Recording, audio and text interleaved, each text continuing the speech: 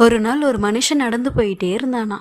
அப்ப திடீர்னு கடலை பார்த்து, கடலே நீ மட்டும் உப்பா இல்லைன்னா எவ்வளோ நல்லா இருந்திருக்கும் அப்படின்னு சொன்னானா.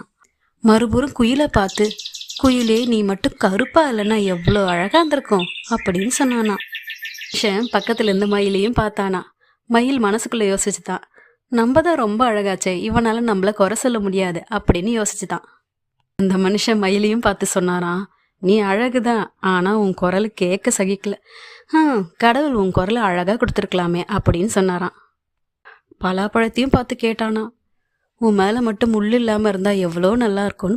அந்த நான்கும் ஒன்று சேர்ந்து கூறியதாம், ஏ மானிடா, உன்னிடம் மட்டும் பிறரின் குறை கண்டுபிடிக்கும் பழக்கம் இல்லைன்னா எவ்வளோ நல்லா இருக்கும் அப்படின்னு சொல்லிச்சான்.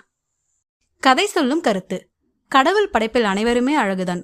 ஒவ்வொருவருக்கும் தனித்திறமை உள்ளது. பிறரிடம் குறை காணா மனிதன் என்றுமே அழகுதான். தேங்க்ஸ் ஃபார் வாட்சிங்.